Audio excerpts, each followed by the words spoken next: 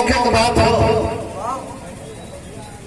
राजा जनमेजय भैया बोला कि सरी चौथी पीढ़ी पर, मतलब दुर्योधन से लेके और पांडवों से लेके चौथी पीढ़ी पर आके जनमेजय बैठल हो। जनमेजय नया नया राजगद्दी संभले हो, अपने वही समय पहुंचल व्यास की घूमत। भैया आवाज अली साहब लोग अगर शांति ना बने बोला मत बाबू भैया 10-15 मिनट पर शांति बना तने आनंद लेला। झूठ कपास कान तमाम कुछ आजकल चलत हो रही है, इतना वही में कल्पना करके इतना दिखाई कुछ कहिया अहक रोवत हुआ मंच पर लगत हो मतलब करवा उन्होंने के संग हो गए। लेकिन कुछ चीज जब हम सुनावत हुई बड़ा कम लिखा था, बड़ा कम गवा था। जरा गौर करिए रजनीगंधा जी को बलात्कार के विधान दोनों गिरा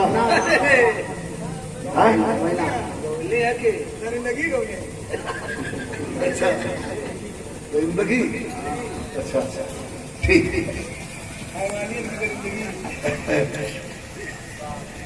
भैया। तो व्यास जी आ गए तुरंत राजा जनमेजय दौड़ के गोड़ पकड़ के सरकार से पधरला दरिये से आओ भाई।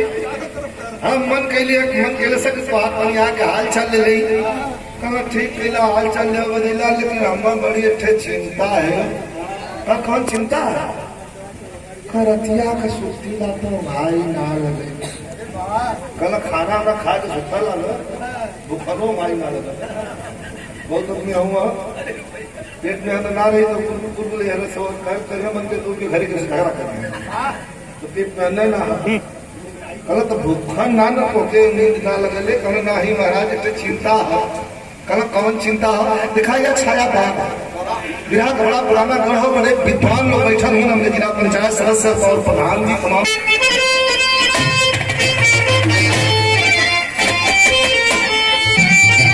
जनमेजय पूछत हो व्यास जी से सवाल होता सवाल हो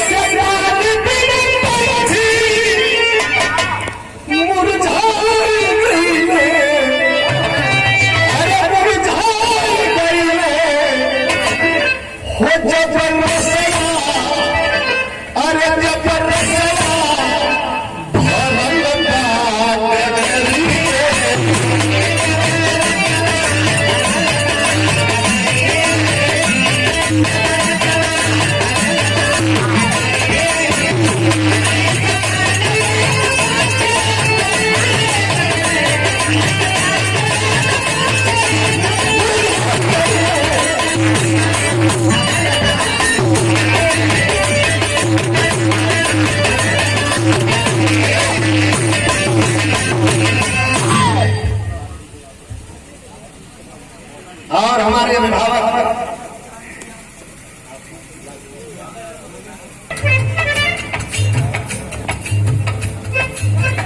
500 रुपए का पुरस्कार। और दिखाइए गाजीपुर भुतैया गांव से श्री बबलू यादव जी जो हमारे दामाद जी हैं, आपके द्वारा ये पुरस्कार दिया गया है। बहुत बहुत शुभ आशीर्वाद, धन्यवाद बचवा के।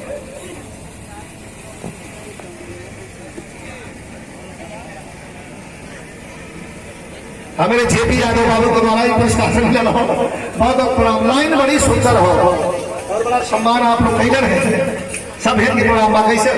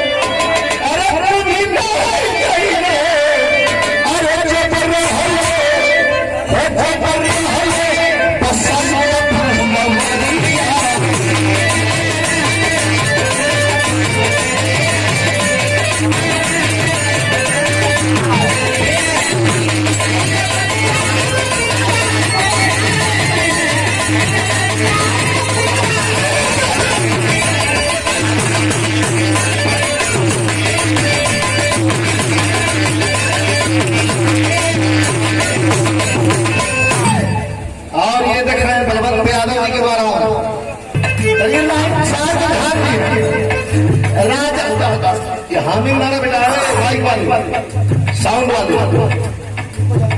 पीछे वाले में हार्मिंग ज्यादा, इको कम करा होगा।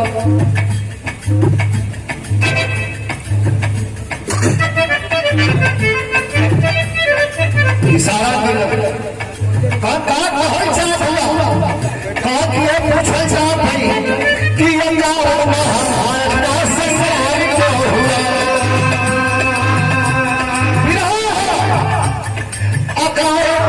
हमारा खानदान का लोग अपने मार मार के मर गए। हे ब्याज बतावा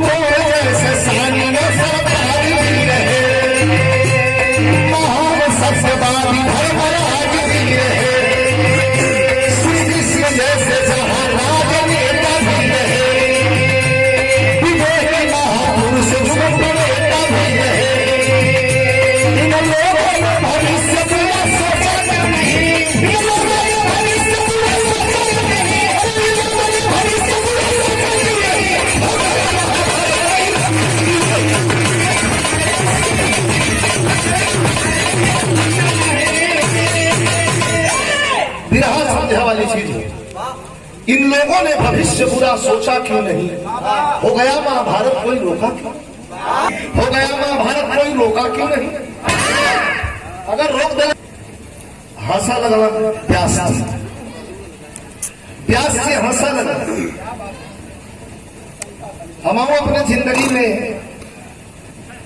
गावत बजावत चली यदि आप लोगों के संगे जिंदगी बीत गई, लेकिन आफत विपत जब आवल तो फूल और से आवल, एक थे दू थे ना तीन थे। पिताजी का हमारे स्वर्गवास भयल, 13वीं के 5वें दिन माता जी का भी स्वर्गवास हो गए। 4 महीना ना बीतल तो हमारे बड़ी भाभी माता जी का भी स्वर्गवास हो गए। तू जिस समाज में घूमत हो, जिस समाज में चलत हो, समाज के लेके चलल है। दूसरा में हो तो ऐसे चमकत नहीं लौकत नहीं खटिया। लेकिन क्या लोग हमारे खानदान में मर गए महाराज, और कोई रुकलस नहीं। तब वो बतावत हो देखा तब हमारे साथ वाली बात।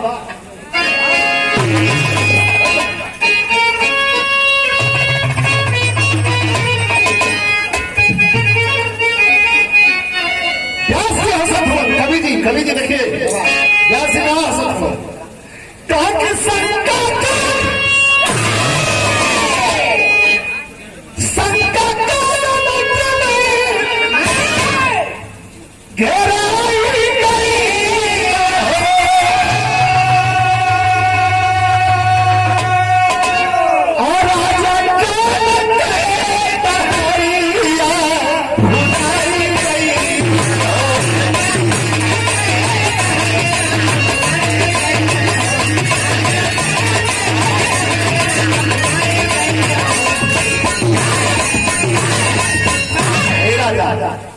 यह कथवा का है तो होके नहीं होनिया जो बाबूजी आज दुनिया में ना तो होनी होके नहीं कोई रोकवैया।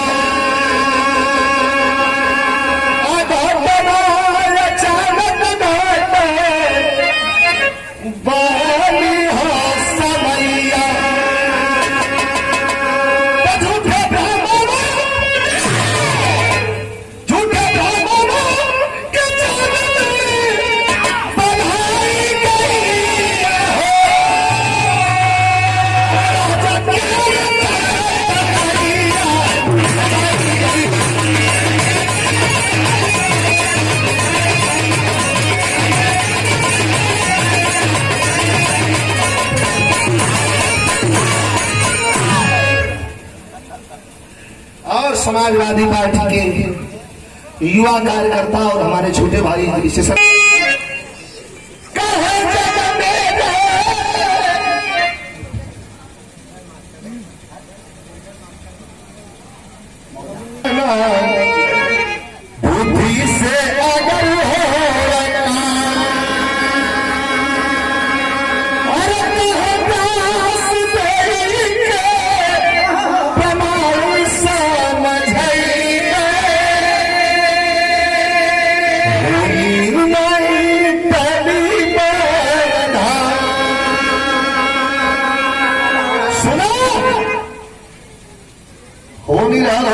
जन्मेजय उठ के खड़ा हो गया नया नया राजा। मगर चुप रहा मलबा, अगर विदेश से काम ले जाए बुद्धि से काम ले जाए तो हो नहीं चल सके।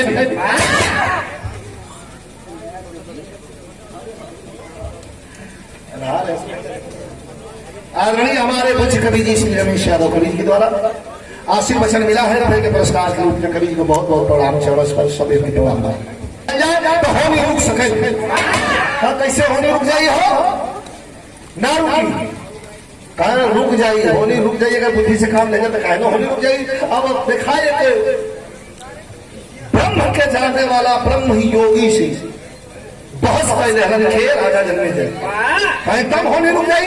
अगर बुद्धि से काम ले तो होनी रुक जाई, कहे रुक जाई। अच्छा जेकर मौत आई गई है वो तमाम बुद्धि लगाई ओकर मौत टल जाई ना टल, कहा रुक जाइए एकदम होनी रुक जाई। लेकिन कवि जी भाव बड़ा बेजोड़ लिख रहे हैं। कैसे मास्टर?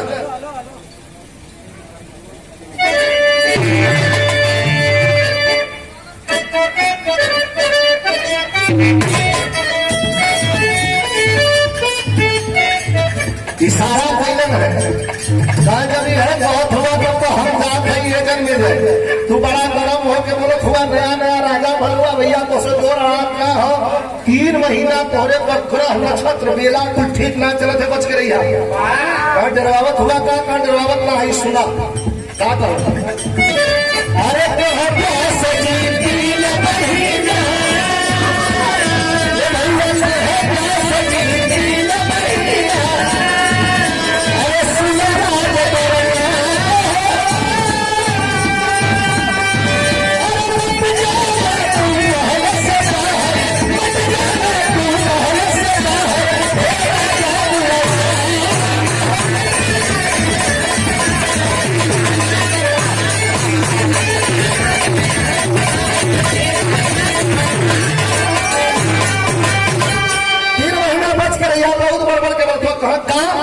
3 महीना महल से बाहर मत जाएगा सुना।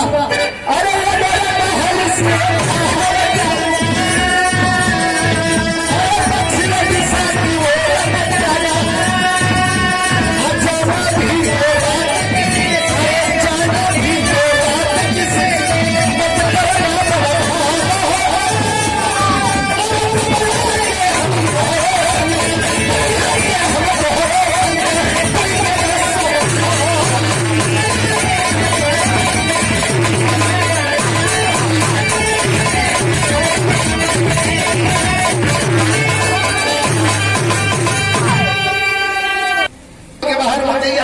जैबो करिया तो दक्षिण दिशा में मत जाइए।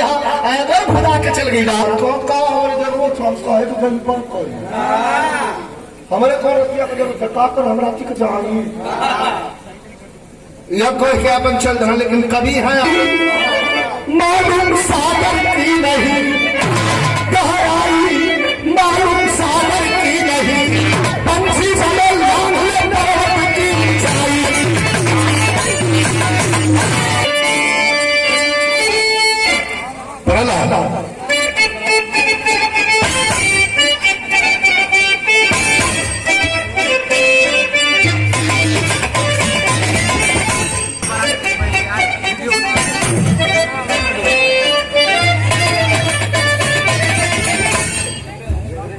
बड़ी पुराना लेकिन कर लहर आज भी बगल है इसे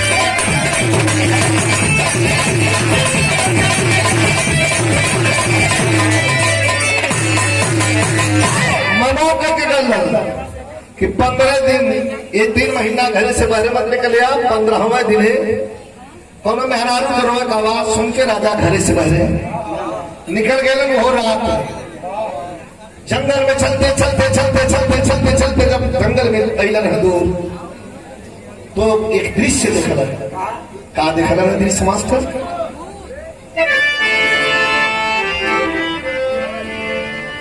घोड़ा रोड रहलन।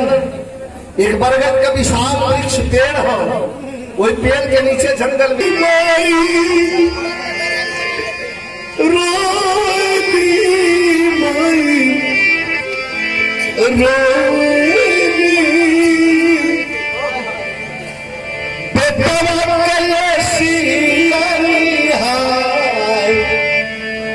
कि माई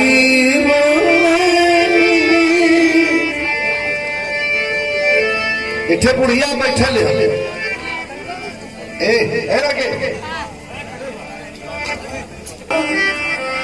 रोले मतारी कहवा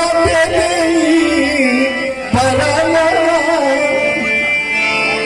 अरे भवानी माई भवानी माई भवानी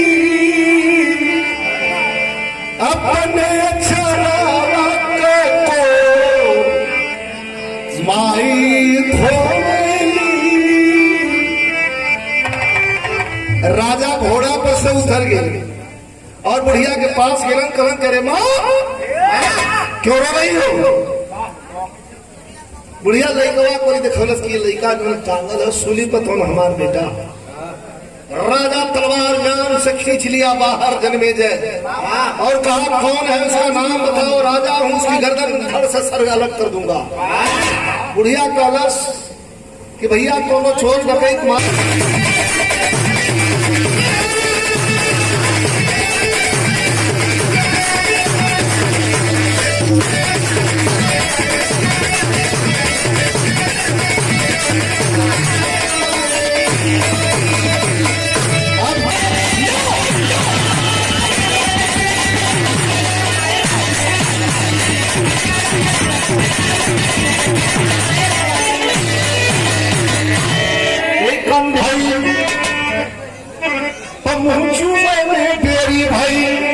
राजा मन को बढ़ाई हो अब फेर के गर्दनों पर कलम तो गईलो धोखा खाई हो। जब कोई खड़ा खड़ा और वही जैसे गर्दन फेर के जब ऊपर ऐसे तकलो तो वो करत कहा ऊपर